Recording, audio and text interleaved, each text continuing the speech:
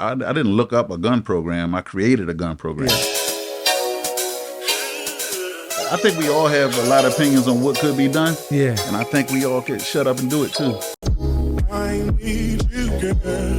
I remember my wife was getting out of the shower. I was like, hey, I'm running for council. It's not like it was a plan, right? You just said I'm running. That's it. I'm tired of it. Hey, welcome back to the Elected and Engaged podcast. I am your host, Mayor Derrick Wood, and we're excited to be your voice, bringing local government officials so that you can learn how you can be either engaged in your local community or how you can get elected. Today, you're in for a special treat. This is my friend. I remember when he first got elected some 10 plus years ago, came in really making a difference in the city of Fredericksburg, Virginia. He's now the vice mayor, done some amazing work during the pandemic that really kicked off a lot of the statues and the Confederate stuff that was getting removed by a slave block, doing wonderful things with the youth and the young people in this community. He's born and raised in a community that he's elected and engaged. So y'all please give a warm welcome to the vice mayor of the city of Fredericksburg, Mr. Chuck Frye Jr. I hear all the applause. Yeah, you like man. Yeah. Mayor Wood, man. What you on like this the Arsenio Hall show? You know what I mean? Yes, sir. Good to see you, man. What's up, Chuck? All right, man. All right, I'm ready, man. I'm glad you're doing this and providing an outlet. For those who don't know you, yes, sir. Tell them a little bit about you and your background and your upbringing. I'm from a predominantly black neighborhood called Mayfield in the city of Fredericksburg. And old school working class community. You know, a lot of the folks worked in the local factories and all of that stuff. Right off the railroad. You know what I mean? All of that. So the old typical other side of the tracks is kind of where I'm from. That's where my family's from. So it's a lot of deep history and with my family and generations back into the Fredericksburg area. So, but yeah, I grew up. Married my wife. We grew up in the same neighborhood, just on opposite sides. Old section, new section, and we've been married for a long time now. And yeah, she's assistant principal at the middle school, and you know she Dr. Keisha Frye, but I'm proud of her. Yeah, I'm proud of her. Yeah, she went and got hers. Yeah, but she works hard and she's dedicated, you know, to those youth in the area, and she's happy to be where she is, and it makes a difference because we boots to the ground. Yeah, like literally, like right there. We're right there. Yes. Tell us a little bit. Describe your community. Describe Fredericksburg for the people around the world who've never heard of Fredericksburg, Virginia. So give us a little bit. Most people have heard about Fredericksburg, and if they, you always have to reference George Washington and all of that. So George Washington. Deep roots in Fredericksburg. Which so is George Washington was born in Fredericksburg? I don't think he was born. I think he was born up in the north. Okay. But that's where he was at. Okay. And his mother's buried there. And then you have Mary Washington. The college? Yeah. Is that his wife, Mary? That's his mom. Oh, Mary Washington was his mom? Yeah. If I'm wrong, somebody correct me. But yeah. But no, University of Mary Washington is in the city of Fredericksburg. So that kind of shows you the reference. Big on the Civil War history. Okay. That's the city is. I'm not saying that I am. It's part of Fredericksburg. No, tell us about Fredericksburg. Yeah. So that's what it's all about. The battlefield, and it's pretty much where the world was lost. So that's something that that we can celebrate, right? So was it Manassas on the battlefield is in Fredericksburg? Well, we're right there. Battlefield, the Fredericksburg battlefield. So we have a battlefield park. If anybody's interested, checking that out. So it's all there. It's. I mean, that's what the city is pretty much based on. There was. You probably wouldn't dive into this, but to show you how old school and how of an old town the city was. It's where one of the spots in Virginia where they were auctioning off slaves years ago, and that's wow. Yeah, so it's one of the last stops in that area where the water was running to where the water was flowing to where boats could come in, and so we can get into that in a little bit. What body of water came into Fredericksburg? That's the Rappahannock River. So we're right on the Rappahannock, and the Rappahannock separates Stafford from Fredericksburg, which makes us so close because Is that same Rappahannock Chris Brown rap about? Yeah, Rappahannock, something like that. Yeah, that's down the water on the other side. Yeah. So it kind of shows how we're all connected even here, because Stafford is pretty much turns into Quantico, which turns into Dumfries. Yeah. You know, and it's right there. Like the Rappahannock River is what separates us. Falmouth Bridge and all of that. Yeah. Wow. So Fredericksburg, what do you think the demographics and the makeup of it is now? Now it's definitely it's mixed. It's a little bit of everybody. It's exactly what it should be. I guess we're the new mixing bowl. Really? Yeah, Fredericksburg is what every community should be. It's a little bit of all backgrounds in Fredericksburg now. So you got Hispanic, you got Asian, you got European. Everything. If I'm not mistaken, in our schools, it's over 20 languages being spoken in those schools. Wow. Yeah, that's you know what I mean. So that shows you how dynamic it is in Fredericksburg. And you guys were the Deep South. Yeah, I guess the beginning of it, right? The beginning, Yeah, below the basic yeah, Dixie going line. north, right? You know, yeah, just to come across the little bit of water and then start going north. But yeah, we're the South. So after high school and meeting your wife, tell us a little bit about, your journey and your passion for your community. Yeah, I always, had that neighborhood pride with, my folks being from the area and all of that stuff, and that city pride. I also knew a lot of the struggle with the segregation. My parents both went to segregated high schools In Fredericksburg. in Fredericksburg. My dad went in Spotsylvania, was in John J. Wright. There was a black school, and my mom went to Walker Grant. So I knew like the segregation, stories. I knew those stories, and I knew we had a black school. That was kind of weird to me growing up, hearing that there was a black only school, which I didn't understand when I was young. And then my grandmother used to always tell me, about like when something was going on. I remember when Doug Wilder got elected, my grandma was real excited because she was just talking about how I can't believe we're gonna get a first black governor, and she was talking about how she couldn't vote. And I just remember those little conversations, when she was, back in the day when she couldn't vote. And everything was kind of clicking, but I didn't know it was clicking. And I was like, man, that's crazy. So, as I got older, it's just like, yeah. But my involvement, my reason, not to fast forward too much, but my reasoning, I was 35 years old, and we kept having these shootings and different types of gun violence crimes. And one day I just kind of threw a fit, and that was it. It was one morning, and it was after a shooting that happened the night before. And my son went to the bus stop. And it was a normal day, and it was a typical day, right? And he went to the bus stop at 6:50 to catch the bus, and I just kind of spazzed out. And I said, "That's it." Because what? So he was a part of the crossfire? no. He was going out on his regular day, right? And this happened like on a Wednesday at like 2 in the morning when there was a shooting. And 6:50 in the morning, he goes out and he's like, "Hey, I'm gone." And I was like, "All right, see you, son." The regular morning routine, right? And I walked to the door like I always do, and I walked to the door, and they still had the police tape out, and that kind of it just made me go crazy. And I was just then it clicked. They said, "Wait a minute, 3.5, 4 hours ago, somebody was shooting out here where my son's catching the bus at." Wow. So that's what it really was. That's what triggered me.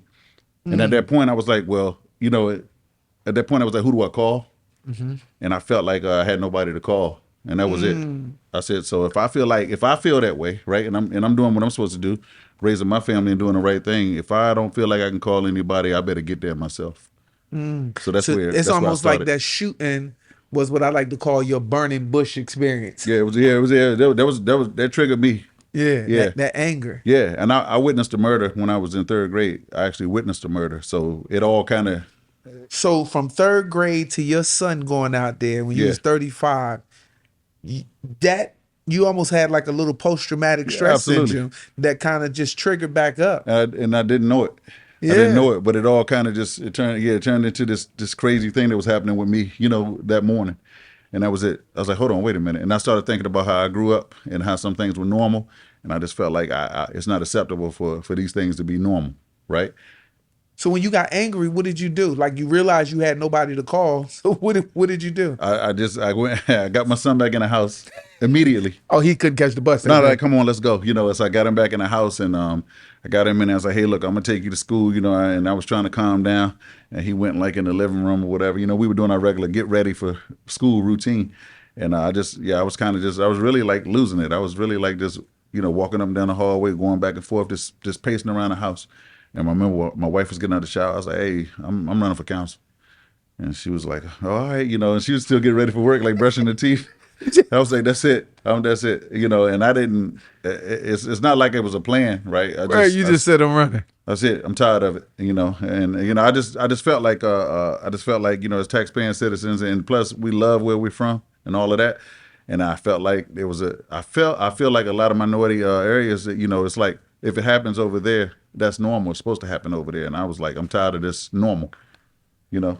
So, so did you already know what a council person was and what they did when you said you were running? I knew folks that were previously on council and stuff like that, and I didn't know exactly what they did. I didn't. No, I didn't. And I at that particular morning, I had to move with that same attitude. Right? I didn't care.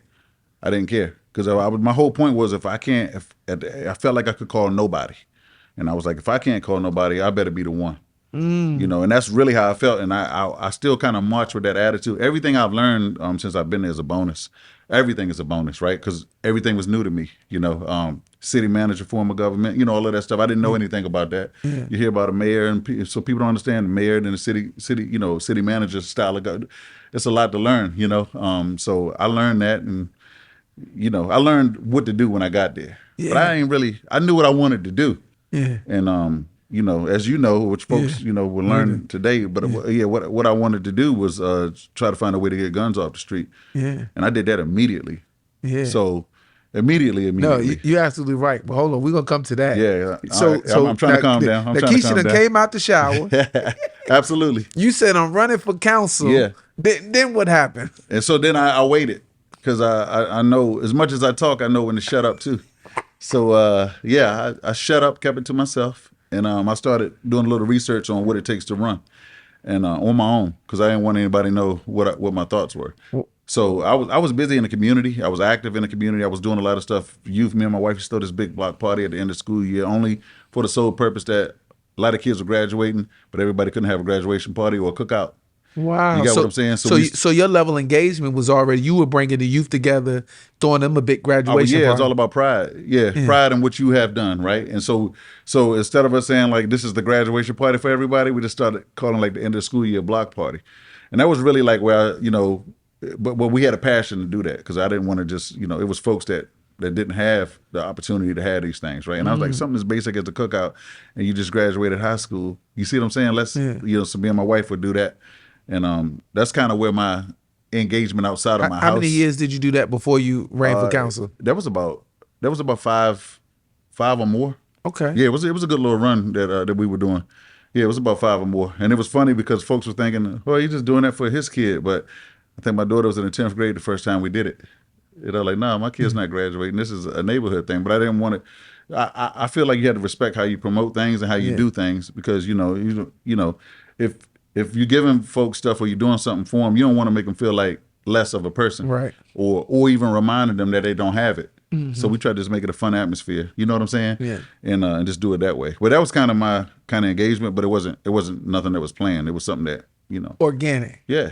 I would work on Saturdays to get the extra money. You know what I'm saying? To go work overtime so I can do this community stuff. I don't care. Whatever, if as long as I wake up, I can figure it out again. I don't really care about what I lose. You saw a problem and you said, I'm the solution. I didn't say that. You said that. No, but kind of, sort of. I want to get to it, man. Yeah, I want to get to it. I think we all have a lot of opinions on what could be done. Yeah, and I think we all could shut up and do it too. Right. I think we all. There's something in all of us that we know what could be fixed. So I think it's also up to us to do it. Because as much as I love whatever something might be, I can't do it like you do it. You can't do it like I do it. Mm-hmm. You know what I'm saying? You might love cars, you know what I'm saying, but you might like Fords, I like Chevys. What are we gonna do? Mm-hmm. You know, you can be talking about Mustangs, right? And I'm gonna be talking about Impalas. So it don't even add up. It's different parts. Yeah. So you would push your thing, I would push mine. So that's the way I see it. Somebody has a vision to support that person in that vision. You know what I'm saying? But I think that a lot of times people don't realize that they are the solution. Yeah. Because they recognize the issue. So my thing was saying things about like gun violence, and that was a weird thing back then. Mm-hmm. So folks are like, what is he talking about? Mm-hmm. And then he's from that neighborhood, so that's normal. Yeah. Nah, it's not normal. It doesn't have to be normal. So wow. So you said you shut up, you started doing the research. Yeah. Oh to yeah. figure On how to run. on how to run. Yeah. Like how did you know where to look? First of all, I because start most people ain't gonna figure it I out. They go asking I people. started looking online first because I didn't want to go down to the voter registrar's office because I didn't want them to know my face. So I started looking up information first. Then I started finding out about deadlines and you know what I mean, when you can actually go for petitions and all of that stuff. See, now everything is online. You can go get it. You can kind of print some of this stuff yourself, but you had to go to at that point 10 years ago. You had to go to the voter registrar's office. And so I'm not a big fan of a bunch of different groups and clubs or being a part of something. That's not me. And I know a lot of people, and I'm not knocking it. A lot of people say get on boards and commissions and all of that, and I believe the exact opposite. I don't believe in that. I don't believe in that because I don't believe in clicking up to get something done that you know needs to be done. Mm-hmm. You know what I'm saying? So yeah, if you're a stranger and I met you through a board or commission, right? Yeah, you don't know what I'm talking about. Right. It's good for networking. But if it's something as serious as gun violence, which I was on at that time, and I still am, that's my passion. But if it's something that serious, I don't need to talk to nobody. So how did you get elected? What was your process there? It was I did my petitioning, all of that stuff. It's kind of some weird stories behind that, and my information was kind of held where I couldn't get my petition to start my signature process and all of that stuff. So it was a lot of delays and a lot of weird things that were happening. And folks folks were kind of thinking I would run, and they probably were thinking for 5 years I was doing this stuff so I could run, but I wasn't. You know what I'm saying? So it was kind of like a little whisper going around town of maybe I would run, and that's where that was happening before January because it was January 1st, but that's a holiday. You know what I'm saying? So so January 2nd is the day where you could start doing your petitioning back then for that particular year. So yeah, I learned all of that, and I probably didn't get my paperwork till about the 20th. So I'm telling you, that's about a 19-day delay. Wow! Just to get the paperwork. Just to get the paperwork to go start getting petitions. So you had a little resistance from the start. Absolutely. Yeah. Mm-hmm. Yeah. But I stuck. I stuck to it. You know what I'm saying? I stuck to the goal, and the thing I wanted to do was I looked up. I didn't look up a gun program. I created a gun program. Yeah. I looked up how it worked because the General Assembly had canceled out what you see now as gun buybacks, and that was canceled out. And then then it made me madder because I was like, wait a minute, growing up you would hear about gun buyback programs, but I was like, a gun buyback program or whatever. Then I saw that General Assembly had changed those rules and those laws, and then it made me mad because I was like, they must only change those rules because it was successful. You know what I'm saying? So there's a dynamic of us harming each other, right? Mm-hmm. In lower income neighborhoods or whatever that is, right? Yeah. We're harming each other. Who cares?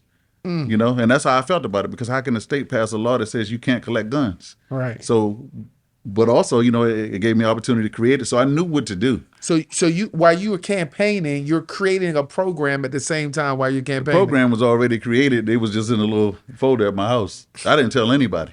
I wasn't going to run on this gun thing. I didn't run my race on a gun thing. I just waited. I waited because I knew what to do. I knew what to do, but you had to go through like pawn shops and gun dealers, right? Mm-hmm. People that to do it, right? So I didn't want to do it that way. I was like, if somebody wants to voluntarily give up a gun, I don't want to give them anything. I want them to give up a gun if they want to get rid of the gun. Mm-hmm. And then that way it's not all I'm taking your gun and all this crazy stuff that these folks be saying from these organizations. He's taking my gun. Oh my God, the government's taking. Nah, nobody want to hear that stuff. So what did you tell the people while you were campaigning? I'm running, and you more or less see when I get there. I work hard every day. I really did. Wow. Yeah, and I was like coaching Parks and Rec basketball, little things I was doing. You know what I'm saying? But I wasn't doing anything to get. But I was just like, hey, I'm just taking a shot at it. We had let me say this. We had no minority representation in the city of Fredericksburg. Wait, hold on. So when you got on, no minorities were serving in no capacity? Period. No and capacity. I'm the only one now for the 10 years I've been there. Wow. And you told me at the beginning this was a diverse city. It is. It is by the people. Other people, but there was no diversity on council or for representation. Creating policy. Nah, and that's probably why I felt like I didn't have anybody I felt I could reach out to. You know what I'm saying? So yeah, that's how I felt then. No, that's the definition of becoming a solution. Yeah, I got you. Yeah, but see, even I believe in the council that we have right now. You know what I mean? Like, Yeah. you know, so in that aspect, it's not all about color, but I know No. that for a minority to speak on something, right? So for years, I was the only one saying things, just like the slave block scenario. But I don't want to jump your interview. Yeah. Well, just like the slave block scenario, I was talking about it for years, and everybody's looking at me like I was crazy. Yeah. You know, like, and then a lot of folks that wanted it gone, they didn't believe either because they didn't believe it would disappear. Yeah. You know, so it's kind of like, Chuck, nobody. This is, and folks will say like, this is Fredericksburg. Nobody's getting rid of that thing. I'm like, oh, that's what you believe. Yeah. So yeah. So I'm getting back because I'm still trying to figure out how you got elected without telling the people what you wanted to do for the people, right? Because this is amazing. Like you got somebody campaigning who just saying, you know, now we know you've been throwing these block parties for 5 years. Yeah, and only right? a few. Yeah, not everybody knew. Not right? everybody Yeah, knew yeah, about it. You coach Parks and Rec, so now we're seeing you're engaged a little bit more than you even realized you engaged. Yeah. Right. What else did you do in the community? Nothing. People see my face a lot. I'm not a UPS man in the city of Fredericksburg, but I am a UPS man. So I end up knowing a lot of people. People was like, "What can Brown do for me?" Yeah, like what kind of like that's when that campaign was kicking off at UPS. They were like, "Yo, we're senior councilman." Yeah, yeah, but yeah. So I mean, I know a lot of people from being in the area and all of that stuff, but you know, I just figured if we didn't have any representation, that you know, How many registered voters did you have, or did you need to win? It's crazy because it's a low number, it's a small city, and the numbers now have because we're in the November election now. Yeah, and so I'm not even gonna say the number. I'm gonna say this: it's not super low. It's not like your baby town, but I just want to say this: when I did win on the night of the election, it was 18 votes that I won by, and then they did a canvass of the votes. So they did a canvass of the votes to solidify it, right? Because they said that the number was close enough to where they had to go back and check all the numbers. So when they went in the next day, instead of 18 votes, I got 3 more votes when they did a canvass. So it was 21 votes that I read. 21 votes. Imagine that, though. Wow, you won by that's a small margin, and people did. Imagine 21 votes. That's 2 streets. You know, or whatever the case, right? Yeah, that's but I really got elected by 21 votes over the incumbent. And how long had the incumbent been there? For 4 years at that time. Oh, 4 years. Yeah. Okay. Yep. So yeah, but that's kind of how it works. And I'm not making this up. You know, I just like, hey, I just want to give it a shot and get on council and see what's going on, and see how we can, you know, do better in the city. Now we know what your baby was when you jumped in, so we about to really dive into that because. Now we know you stopped your son from going to school. Told your wife, I'm running for council, and you somehow in a folder you've already done research and figured out how you're gonna get these guns up off the street. And that was the plan. So there was 2 plans. If I got elected to council, and if I didn't get elected to council. So tell us about this. So the first plan was I was gonna have to go the route of dealing with gun dealers to make this program work. So that was gonna be the way the only way it was gonna work was to do gun dealers or folks that are authorized to handle firearms, right? Okay. And which would be like your pawn shop guys or your gun dealers, right? And I didn't like that, but if I was gonna have to do it, I would have done that. So then I waited, and I went in, talked to the city manager one morning, and said, "Hey, I want to do this thing," and I already had this. Was you elected when you said this? I was elected. Okay. Yeah, I waited. Okay. I waited, and as soon as I got elected, I went into the city manager's office and said, "Hey, this is what I want to do." And it went from there. So then me, new guy here, don't know anybody, right? You know, in City Hall or any of that. End up saying, I was like, well, we have a police department, we have a sheriff's department, because we have both in the city. And I was like, well, these are guys that our taxpayers pay to handle weapons. So instead of going out after a crime, why don't we try to handle some weapons before the crime? And that's how it went. That's big. You got to say that again. You got to say that again so we ain't miss that. All right. So instead of handling the weapons after the crime, find out a way that we can get to the weapons and handle weapons before the crime. That's right. And that was what I was thinking would make more sense, right? Or at least have an avenue to do so. And so you can call it a partnership, but it was the idea was there, and then the city police and the sheriff's department took over, and the police took the lead in it. The police department took the lead in it. And yeah, and that was, so to get right to it, I was on council, I was in office, I got elected. I think July 1st was my start date at that time. My start date was July 1st, and we did the first gun give back. It was called a gun give back, just so you know. And if you look it up, you'll find it. Fredericksburg Gun Give Back. It's the only one of its kind. The only in the United States of America. Can I say that too? Yeah, you can say that. Yeah, it's the only one of its kind in the United States of America. Gun Give Back. So anything you hear about gun buybacks now, that's whatever that is whatever that is. This is done.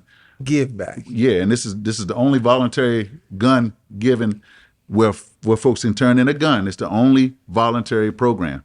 This is the only. As I'm telling you, it's the only. Yeah. Why folks don't bite on it like rappers used to do with rhymes back in the day, I don't know. But listen, we're gonna get into detail because you might help an elected official watching this who need to figure out how to get the guns off the streets before they create the crimes. I'm right here. Yeah, I'm here. I'm available. Believe that. So you swore in July 1. What was the first month you did this program? It was December. So it took that, and we got sued by some gun rights folks. So the city got sued. So as soon as I got on council, I got the city sued. And I said over somebody giving back. What was the basis of the case? Whatever, they didn't want me to do it. So but they helped. They gave us some publicity, and we did a 4-hour event, and that's kind of what it's led to over the years. But we did it. So in December. So I think it made it to court and up until the 1st of December, and about the middle of December we did the first one, and or the second week of December, somewhere like that. And our goal was we sparked the conversation in November. It was planned. It wasn't kind of planned. It was planned that we sparked the conversation in November. So when folks had their Thanksgiving table, everybody be talking about what do they think they're doing about these guns, and that's what we wanted, for folks to start the conversation on their own by us putting it out there. And what was the crime rate at that time? Were there a lot of shootings happening in Fredericksburg? See, that's a funny word. Yeah. When you say, because that's what people think when they say, well, how many murders? Yeah. Isn't one too many? Yeah. You see what I'm saying? So it's funny when people look at stats, right? And they say, well, how many, it's not a crime-ridden city, but if you don't have a lot of crime, because we really don't, right?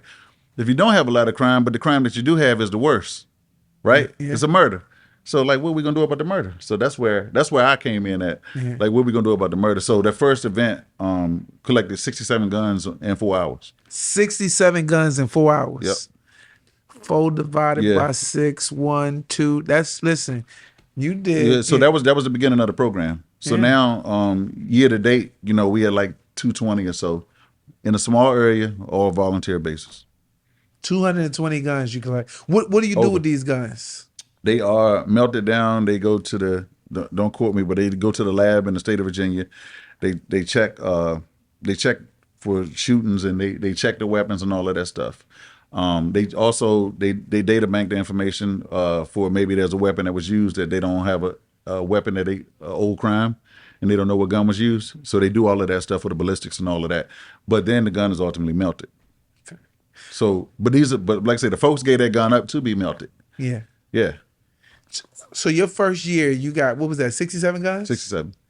Fredericksburg got recognized, and they got an award at the Virginia Municipal League. Absolutely, that year. for the state. For the entire state of Virginia. For the state of Virginia, you yes, were recognized for an award, and I remember that year. Yeah. You all getting that award and coming up there, and it was a big deal. I see how your council was excited to come up and accept that award in the program. Absolutely. Yeah. Absolutely. And always move like I'm supposed to, like what every elected official should move like a leader for your city, not for yourself. Mm-hmm. Right. And so the city of Fredericksburg, that's what I'm always going to represent, so and I'm trying to do things that are there if I'm not there. Right. So you can go in the minutes and find out what was done and keep that going. Yeah. That's the only way to be a solid representative, I believe, wherever you are. If you make it about yourself, it's no good. But if you do what you're supposed to do for the community, it's who knows? And I didn't know that this was going to happen, but I'm hyped that it did. No, I mean, did it take you long for them all to buy into that type of program? Being the area that you're in, mm-hmm. We talked about the slave block, mm-hmm. We talked about the slave river down there, mm-hmm. and all of that.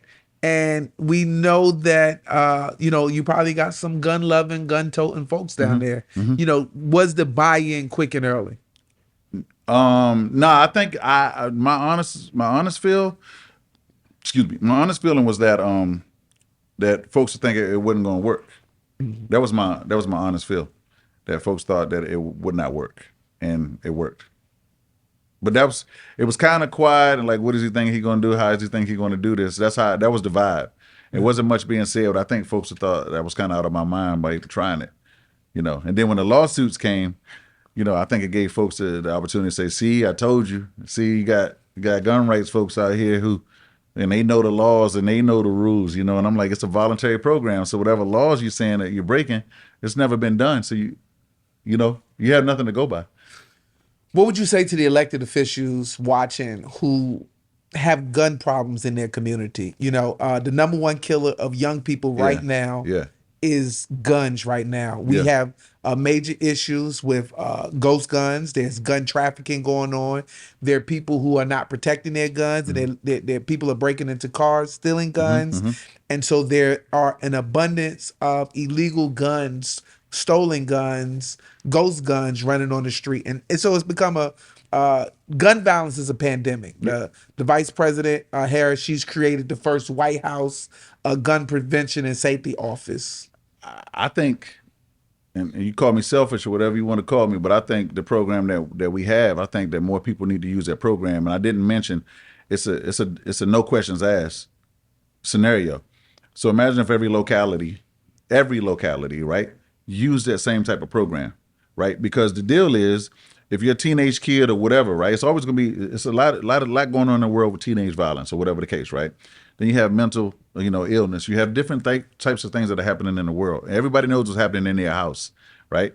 And they know if their kids are out late, and they know if their kids, you know, whatever, hanging with the wrong crowd, or maybe their kid is the wrong crowd, right? You know, you got to be honest about it, right? Yeah.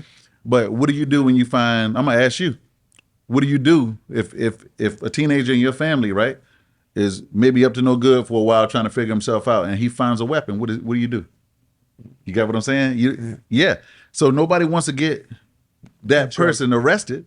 They want to get rid of the gun, but it's like, hey, you know, I mean, little Johnny has a gun, right? You found it under his bed or in the closet or whatever you did, right? You found that gun, but you don't know what to do with it. So now the gun's still there. Somebody now it's still in your possession. So the program that we have is like I said, it can be copied. The program we have is somebody can take the gun, turn it in, no questions asked. If that doesn't eliminate a murder, Yeah. So I think I'm seeing the picture. all right. Because that's a great example. Somebody find a gun that might have been thrown or tossed in the trees or the bushes. Take it home. They don't want to feel like they're turning it in and they get blamed for having this gun. That's right. Or the crime Or that the might have been committed with that crime gun. that's associated with the gun. Yeah. So they could turn the gun in, give it back to the police or the sheriff's department. I had this weapon. No questions asked. Period. And that's the program. That's it. Done. You just leave. They don't get nothing And for it. and we did it as a program over the years, but now it's a 24/7 deal. So we were doing it as a. So I'm glad that you're asking, because now, yeah. So we did it we should do it as a yearly event. Now it's a 24/7 operation. But I'm just saying to you, you know, even as an elected official, what if every locality did that? Yeah. Instead of sitting up there having press conferences about a shooting, you got what I'm saying? Or this happened, that happened. Get up there and say, if you got illegal guns, Just or bring you them. got guns, or if you that got a found- gun, or because like I said, I always use a scenario of if granddad or you know whatever great uncle or uncle whatever had a gun, right, and then they passed away, and then you have the grandmother or the female of the house that maybe never touched a gun, right? So she always knows that gun is over there in granddad's shed or in his closet, right? Well, somebody in the family one day will get that gun. So if they don't want the gun around, just get rid of it. So I need you to make an appeal. You can look right here in that camera. Yes, talk to these elected officials watching from around the world, and tell them what they can be doing right now to get these guns off the street. If you want to get guns off the street in your locality, I would say that you look into the Fredericksburg Gun Give Back, Fredericksburg, Virginia. I would say you look into the Gun Give Back, see what we did in the city of Fredericksburg, see how successful it is. It's a voluntary program. I would say steal that program from us. I would say reach out to me. I'll help you with whatever we did to do it. But I think if every locality has it and you're passionate about crime in your community, then holler at me, holler at the city of Fredericksburg, and duplicate our program, you know, and stop waiting for something crazy to happen for us to figure out what to do, right? So you can't act. I can't act when I'm in my feelings about things, right? So have this as a proactive program and keep it moving. Make it better for everybody. There it is. Yeah. So good. You got that out.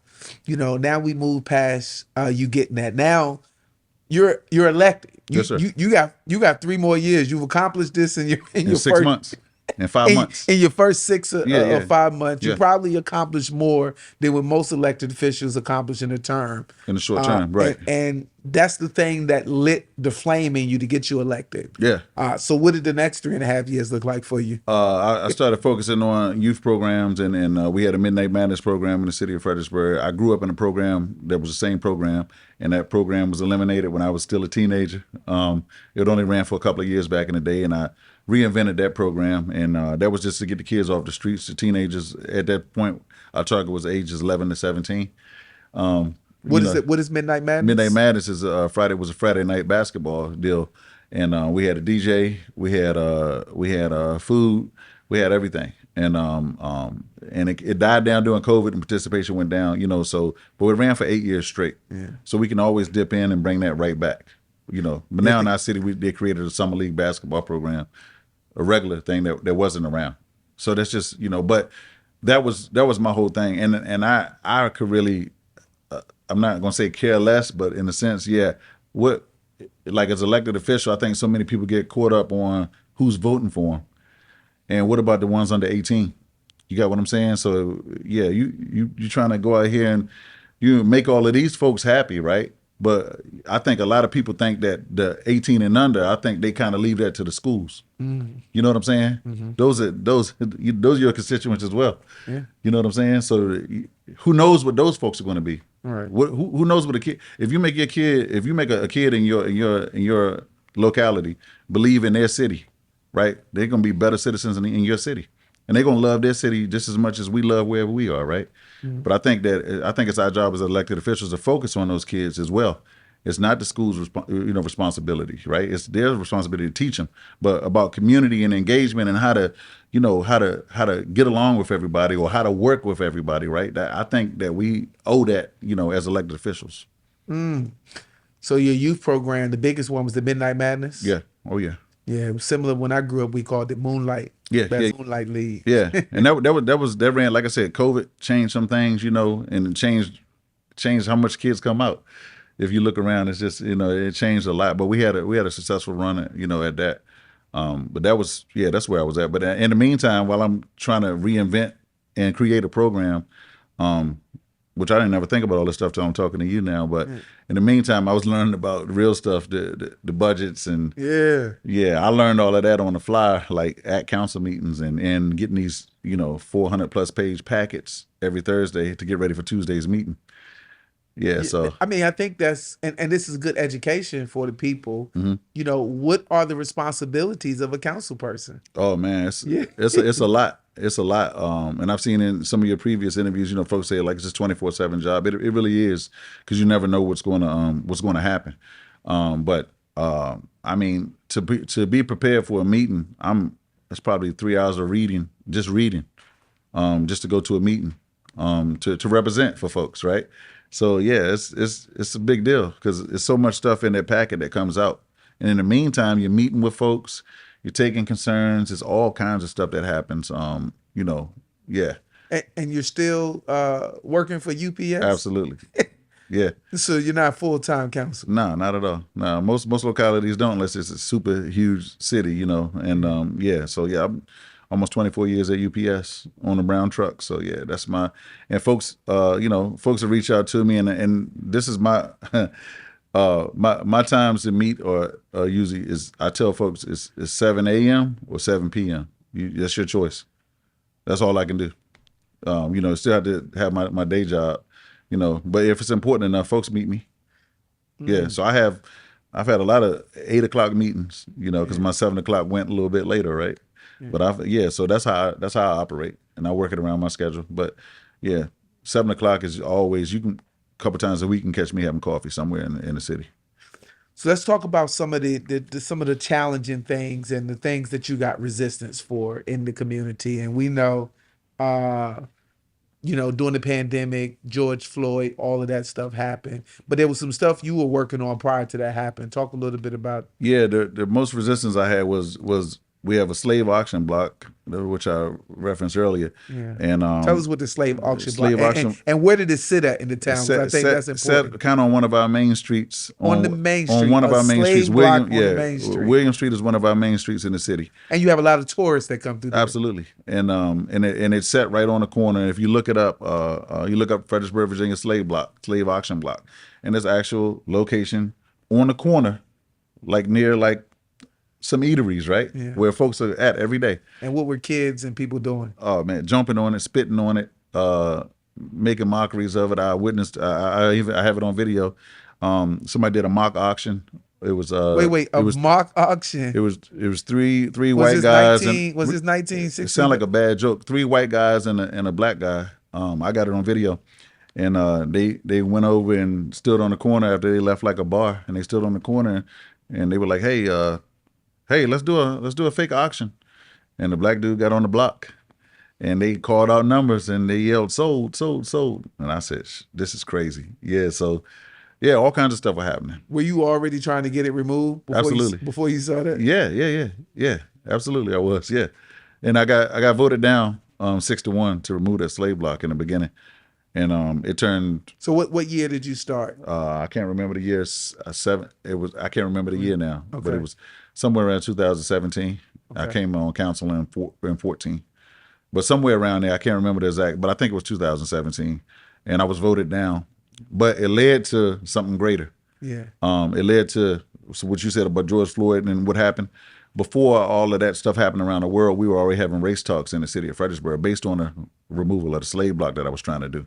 Would you send it to a study or something? We when it was voted down, and it was like an A. It was like a part A and a part B to the vote, and the second part of the vote, for if it was to stay, was to tell a more complete story of the history of Fredericksburg, right? And that's what we're doing today. So we're doing it, and the slave block is gone. Mm-hmm. So more or less, it was like, it was just another option. Well, you moved it inside the museum? It's in the Fredericksburg Area Museum right now. So what happened was, we took the charge to tell the story because it was voted down, right? And so we took the charge to tell a more complete story about more Black history in Fredericksburg besides a slave block.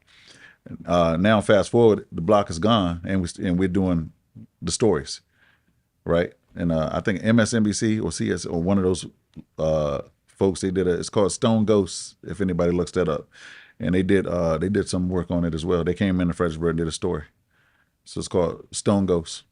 What was the South Stone Ghosts? What was the thing that pushed the council to removing the slave block? The conversation happened, and they saw the community's reaction.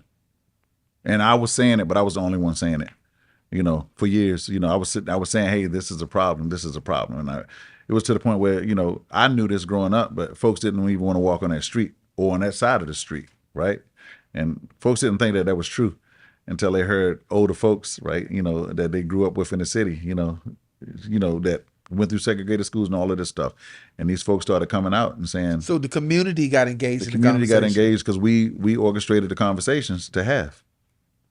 So we were already working on race issues before, So when America started removing Confederate statues, that was just something to do at that time, right? Nobody was speaking out about this type of stuff. I'm telling you, nobody was, because everybody like, oh, it's not going to happen in my city, not where I'm from. No, they're not going to move that. They're not going to move that. So while they were doing that, while we were going through the process, actually the slave block was supposed to be removed, but it was COVID. And it was back during the time when COVID, when folks, I think you had the distance, but even for people working, I think it was 3 or more people couldn't even work together. Wow. Besides your social distancing. So the first day when the governor, because remember every Monday back then, the governor was doing an update on COVID. Yeah. So Monday or Tuesday it was, but every week during that time. And the first day that they released, where folks could kind of get back to work, that thing was gone that morning. Wow. So it was already approved, and during the protest, folks were thinking that some folks in the area thought that they got removed because of the protests. But the funny thing about the protests at that time, when we issued curfews and all of that stuff to try to protect the youngins that were out there, the kids that were out there at night, right? So we issued a curfew to try to get those kids safe because they had some outside influences that were coming in trying to start stuff right in the city, and I think they did that everywhere with the protests. Folks would start busting windows and throwing rocks and stuff and try to change the dynamics of the protests. Right. And all of that was getting started and stirred up in Fredericksburg, and we did a curfew to try to protect mainly the younger ones, right, to get them home with their parents, right. And but what happened was when they started getting in trouble for the curfew type of thing, or saying, hey, you got to get off the street, all the protesters started going to the slave block. Wow. And saying, hey, and then I think that's when it hit kind of harder then. And we were already waiting to remove it, but I think that's when it really hit. Because when they had nowhere to go, they went to the slave block and saying, hey, look, we've been oppressed. Even though it's not oppression, that type of oppression today, but there was the example right there in your face. Chuck, listen, man, you dropped some very good gems. I hope that with gun violence being a pandemic, an epidemic, Yeah. a crisis, that people take you up on that challenge of looking into your program and implementing this. But I want you to leave the Elected and Engaged podcast listeners with a final thought or quote or something maybe you want them to chew on or to sit with. I just think that everybody needs to just. I think the more people, I'm glad that your program is called Elected and Engaged, right? I think that the more that folks are engaged, you empower them, right? And then they have an opportunity where they can participate. And I don't think that it's our job as elected officials to tell folks if their opinion or complaint or whatever it is or idea is not valid. I think it's our job to help support those folks and show them that they can do it. And I hope that somebody, whoever it is, right? I hope that anybody realize that they can be the ones that make the difference. That's it. You can really do it, and you don't need nobody else to do it. You don't need nobody to do it, because even if you ran an election, even if you ran for office and you lost, if you put your platform out there, it's out there, right? So even if you came back in 2 or 4 more years, you could then blame the folks that did get elected for not doing some of the stuff that you said that you wanted done. So you can use an election process as a way to get the ideas out there as well. Even if you lose, like, who cares? Like, if you're scared to lose, don't run. That's it. Yeah. How can people get in contact with you? City of Fredericksburg website, Fredericksburg, Virginia. You can go to the website, and my information's on there. You can just click on it and reach out to me. There's a phone number and there's an email, and you can reach out to me that way. That's the easiest, simplest way.